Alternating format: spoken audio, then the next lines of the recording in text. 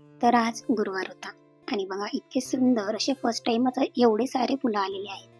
मी पौर्णिमेच्या दिवशी एक छान असं फुल याच्यातलं काढलं होतं आणि त्या पूर्ण कड्या छान अशा फुललेल्या होत्या. म्हटल्यावर 7 फुलं ॲट अ टाईम एकाच दांडी होती झाडाची तिला आलेले होते आणि सकाळची सुरुवात अगदी छान आणि प्रसन्न झाली. इथे सकाळी सकाळी छान असं उमरट्याला लेपन करून घेतलेलं होतं आणि रांगोळी सुद्धा काढून घेतली. तर बघा नंतर अभिषेक सुद्धा करायचे होते आणि देवपूजा, कारण गुरुवार म्हटलं म्हणजे थोडी वेगळीच एनर्जी उत्सुकता आपल्याकडे असते आणि छान अशा सेवा करून झाल्याच्या नंतर लगेचच केंद्रामध्ये सुद्धा जायची तेवढी सुपारी लागलेली असते. कारण केंद्रामध्ये आपण बघितलं तर लगेचच छान अशी 10:30ची आरती सुद्धा केंद्रामध्ये अगदी मोठ्या उत्साहाने पार पडते, ती म्हणजे गुरुवार. गुरुवार म्हटला म्हणजे आपल्या गुरूंचा दिवस असतो, गुरूंप्रती कृतज्ञता व्यक्त करण्याचा हा दिवस असतो. म्हटल्यावर गुरुवार हा एक नवीन छान असा दिवस घेऊन आलेला असतो. बघा गुरुवारची सकाळी काही वेगळीच होत असते. अनुभव हा सर्वात मोठा गुरु आहे असं आपण जेव्हा म्हणतो, पण तरी सुद्धा दुसऱ्याच्या अनुभवातून आपण अगदीच शिकत असतो. काही ना काही शिकण्याची तितकीच वेळ छान आणि समाधान मानून घेण्याची मात्र असते.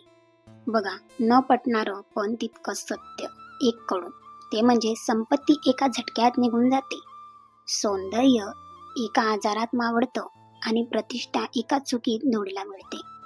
म्हणूनच या तिन्ही गोष्टी क्षणभंगुर आहेत याची जाणीव सतत ठेवावी. जे आज आपल्या बाजूने आहे ते उद्या तसेच राहतील याची खात्री नसते. गर्व माणसाला आंधळा करतो आणि तोच आंधळेपणातच कारण ठरतो. विनम्रता हीच खरी संपत्ती आहे, कारण ती काळासोबतच वाढते. सौंदर्यापेक्षा चरित्र आणि प्रतिष्ठेपेक्षा आचरण अधिक टिकाऊ असतं. जे बदलू शकतं त्यावर गर्व न करता जे टिकवता येतं त्यावर लक्ष दिलं तर आयुष्य संतुलित आणि शांत राहतं. हॅलो नमस्कार, मी गायत्री पाटील तुमच्या सर्वांचे अगदी मनापासून स्वागत करते आपल्या यूट्यूब चॅनलवर. बघा गुरुवार होता आणि तुम्हाला सांगितलं का जे गुलाबाचं फूल आलेलं होतं ना, त्यातलंच एक छानसं फूल महाराजांना अर्पण केलं आणि अगदी छान तितकंच प्रसन्न मनाला अगदी सुंदर असं बनवणारं माझं हे देवघर, तेच मी तुमच्यासोबत शेअर करते. कारण बऱ्याच लोकांना माझं देवघर इतकं आवडतं ना, म्हटलं चला त्यांना सुद्धा बरं वाटतं छान असं ब्लॉगच्या माध्यमातून देवघर बघायला. आणि देवघर असंच असलं पाहिजे, प्रत्येकाच्या घरामध्ये देवघर देवारा हा असलाच पाहिजे असं आपल्या केंद्रामध्ये बऱ्याच वेळा सांगितलं जातं. तुम्ही जर प्रश्न उत्तर विभागाकडे गेले, सेवा घेतल्या, तर ते सुद्धा सर्वप्रथम आपल्याला आपल्या वास्तूमध्ये काय असावं, तर आपल्या वास्तूमध्ये देवघर असावं. छान अशी घरामध्ये मस्त मंत्र स्तोत्रांची सेवा व्हावी, पूजा व्हावी, विधियुक्त सर्व देवांची छान अशी आंघोळ व्हावी. सुरुवातीलाच गणपती बाप्पांच्या मूर्तीवर गणपती अथर्व शिष्य, कारण मी तुम्हाला सांगितल्याप्रमाणे आज गुरुवार म्हटलं तर संकष्ट चतुर्थी आणि गुरुवार हे दोघंही योग छान असे जोडून आलेले होते. म्हटल्यावर गणपती बाप्पांच्या मूर्तीवर अभिषेक केला, अथर्व शिष्याचं पठण झालं, नंतर महाराजांच्या मूर्तीवर पुरुष सूक्त श्री सूक्ताचा पाठ झाला, नंतर आईसाहेबांच्या मूर्तीवर श्री सूक्त, नंतर स्त्री यंत्रावर श्री सूक्त आणि नंतर महादेवाच्या पिंडीवर रुद्र. छान अशी मनसोक्त अशी सेवा करून घेतली, आरती करून घेतली आणि लगेचच मी सुद्धा गेले होते म्हणजे 10:30च्या आरतीला.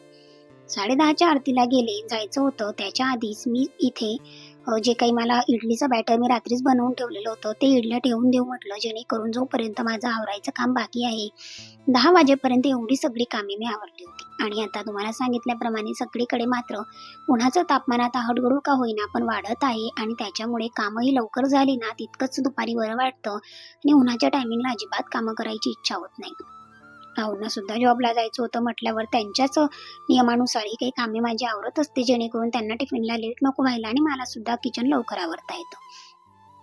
साईडला मला सांबार बनवायचं होतं, म्हणून तुरीची डाळ, मसूर डाळ आणि मुगाची डाळ आणि एक छोटासा आलू मी लावून घेतलेला होता. 3 शिट्या काढून घेतल्या. जोपर्यंत कुकर थंड होत आहे तोपर्यंत इथे लगेचच इडली टाकून घेतली, जेणेकरून 10 मिनिटं म्हणजे माझं सुद्धा तयारी वगैरे करून होईल 10:30च्या आरतीपर्यंत.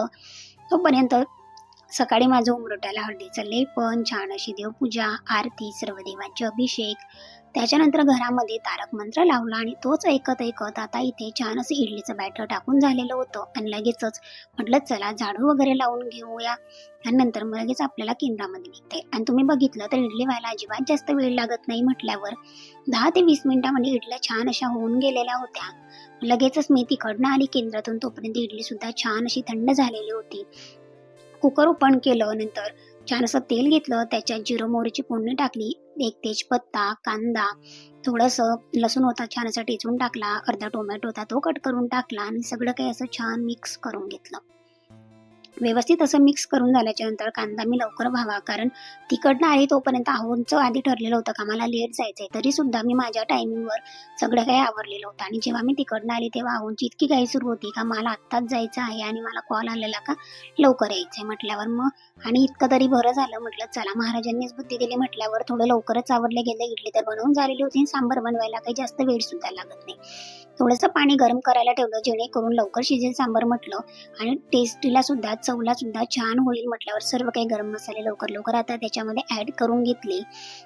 2 चम्मच इथे सांबार मसाला, नंतर थोडासा हिंग, मिरची पावडर, नॉर्मल जे काही कलरचे मिरची पावडर असते ती टाकली, कांदा लसूण मसाला टाकला, किचन किंग मसाला टाकला, हळद टाकली, धनेपूड पावडर टाकली. जे आपल्याकडे अवेलेबल असताना ते सर्व मसाले टाकून द्यायचे, छान होतात अशा भाज्या सुद्धा.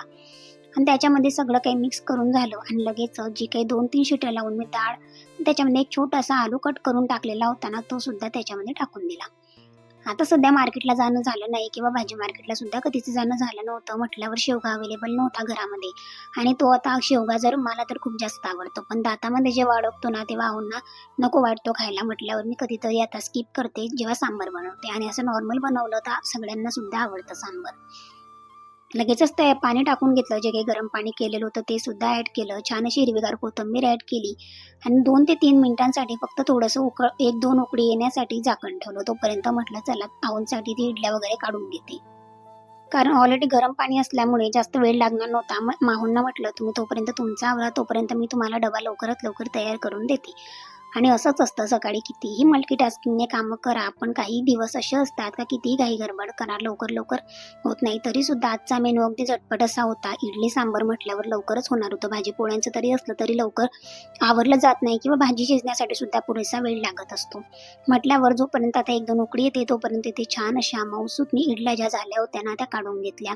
याच्यामध्ये मी 2 वाटी तांदूळमध्येच 1 वाटी मेथी टाकलेली होती, 1 वाटी उडीद डाळ टाकलेली होती आणि छान अशा मऊसूत इडल्या झाल्या होत्या, जेणेकरून दुपारपर्यंत जेवण होतं तोपर्यंत छान अशा इडल्या नरम राहतात. जोपर्यंत मी टिफिन वगैरे पॅक करत होती तोपर्यंत आहोंचं सुद्धा आवरून झालं. आहोंना सुद्धा ब्रेकफास्ट दिला, जेणेकरून हेल्दी ब्रेकफास्ट जर सकाळी सकाळी दिला ना तर दिवसभर त्यांना सुद्धा भूक लागत नाही. आणि हा सांबारचा स्मेल किंवा इडली इतक्या मऊसूत बघून तर मला इतकी जोरदार भूक लागलेली होती ना, म्हणून मी सुद्धा लवकरच म्हटलं चला सगळ्याच इडल्या ज्या काही आहे त्या काढून घेऊया. आणि मी अगदीच मोजक्याच इडल्या टाकलेल्या होत्या, कारण प्रत्येक वेळेस खूप साऱ्या इडल्या शिल्लक राहतात, कोणी खात नाही. जेणेकरून जेवढ्या लागतंय ना तेवढं आणि ते बॅटर जे होतं ते राहू दिलं फ्रीजमध्ये, म्हणजे संध्याकाळी सुद्धा सांबार एक्स्ट्राचं शिल्लक राहील म्हटल्यावर थोडासा जिरा राईस लावून आणि 1-2 इडले ठेवून आपलं होऊन जातंय. 3-4 इडल्यांमध्ये माझं होणार होतं म्हटल्यावर माझ्यासाठी थोड्याशा इडल्या राहू दिल्या आणि त्या सुद्धा मी काढून घेतलेल्या होत्या लगेचच. इथे सुद्धा सांबार काढून घेतलं, छान असं थंडगार झालं, पाण्यात ठेवला होता टिफिन थोडा वेळ, आणि ऑलरेडी काचेचा आहे किंवा एअरटाईट कंटेनर असल्यामुळे किती पातळ तुम्ही भाजी द्या किंवा वरणपोळी द्या अजिबात सांडली जात नाही. आहोंना सुद्धा इडल्या दिल्या होत्या, जेणेकरून त्यांचे फ्रेंड्स वगैरे असतील दादा वगैरे ते सुद्धा खाऊ शकतात. आणि आमच्याकडे तर असं आहे, तुम्ही काहीही टिफिनमध्ये कितीही पक्वानं द्या, पण आम्हाला म्हणजे स्वीट लागतं म्हणजे लागतं. स्वीट अजिबात ड्रॉप करता आम्हाला येत नाही किंवा स्किप करता येत नाही. म्हटल्यावर अहो बोलले का माझ्यासाठी सोनपापडी द्या. आता कशात द्यायची म्हटलं प्रश्नच पडला, आणि मग स्वतःच आहोंनी सांगितलं का ठीक आहे मला बटर पेपरमध्ये सोनपापडी छान अशी छोट्या छोट्या स्लाइड्स पॅक करून दे. म्हटल्यावर मी छान अशा पॅक करून दिल्या. तरी सुद्धा त्यांना त्यांच्या हाताने पॅक करायच्या होत्या आणि व्यवस्थित अशा त्यांनी त्यांच्या हाताने पॅक केल्या, आणि मग असा त्यांचा टिफिन वगैरे मी ऑलरेडी पॅक करून दिलेला होता. थोडा वेळ का होईना त्याला पाण्यात ठेवलं, म्हणजे वरतून जरी आपण म्हटलं की काचाचा बॉक्स आहे किंवा काचाचं एअरटाईट कंटेनरचा टिफिन असल्यामुळे वरतून जे काही आहे ना ते झाकण प्लास्टिकचंच आहे. म्हटलं मी ऑलरेडी सगळं काही थंडगार करून देत असते, नो रिस्क. कारण असं छान असं जेवण दिलं ना की जेणेकरून त्यांचं सुद्धा पोट भरतं आणि आपल्याला सुद्धा निवांत असतं की ठीक आहे आता मी ह्या कामातून मोकळे झाले. दिवसभर काय मग आपली कामे आणि आपण तर असतोच. आणि आता इथे ते तुम्हाला टिफिन दाखवत होते का हा टिफिन आम्ही घेतलेला होता असं तसं, पण ऑलरेडी मी तुमच्यासोबत शेअर केला होता. सो आजचा